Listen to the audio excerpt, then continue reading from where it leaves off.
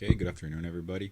So, as promised, I'm going to share with you some more examples and ideas related to cleft sentences, right?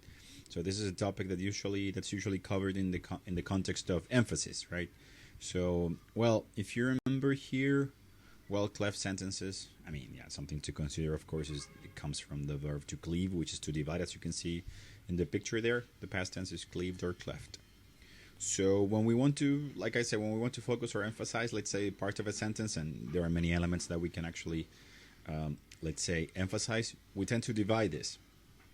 And we can divide this sentence into two parts and focus on a specific part of a sentence, and we can do this in two different ways, right? So there are two different types of cleft sentences, as you can see here. So the first one is, let's say, it's called it cleft, which is, of course, it starts with it, right? So it can be it was, it is, depending on the tense of the previous sentence.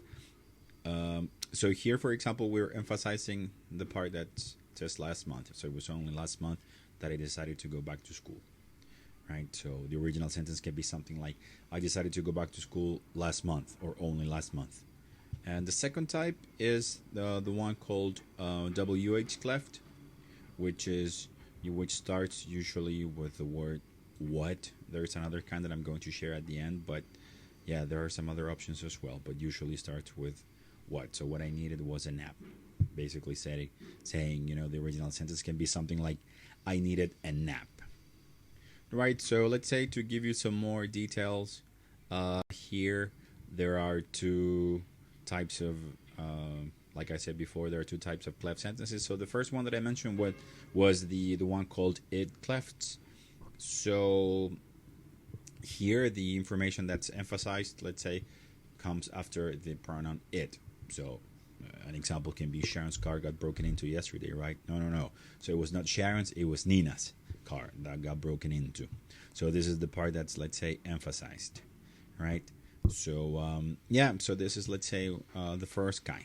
And to give you some more examples of, let's say, WH clefts, like I said, they are mostly introduced by, for example, what, but you can also use why, where, how, etc. You can also use some other WH question words. So, for example, here, the first part says, I don't know what to cook for them. So I don't know what they like. So what they like is smoked salmon. So here we're emphasizing this part. So this is one of the structures that we can use if we would like to emphasize. And of course, here we can, somebody saying, we now need actions rather than words. So we can do this in two different ways, right? So what we now need are actions rather than words, and actions rather than words are what we need, let's say, now. So yeah, we can do this in, let's say, two different ways. Of course, the idea is always to emphasize. That's why we need to change the order in the sentence. We can also use WH clefts, let's say, to focus attention on verbs, right? So this is what we can do. For here, the example says you should invest all your money in cryptocurrencies. So what you should do is, this element here is optional. So you can say what you should do is to invest, or what you should do is invest all your money in cryptocurrencies. And also another way of saying this would be, what should you invest all your money in is cryptocurrencies. So remember, you can move elements depending on the element that you would like to emphasize.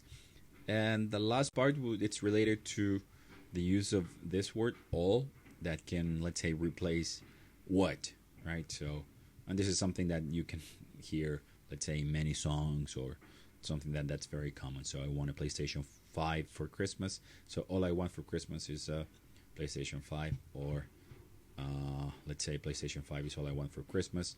We can also use, of course, what I want for Christmas is a PlayStation 5, but in this case we're going to be using this word just to emphasize that in a different way. Okay, so I hope this helps you clarify the concept of cleft sentences. So if you have any questions, let me know.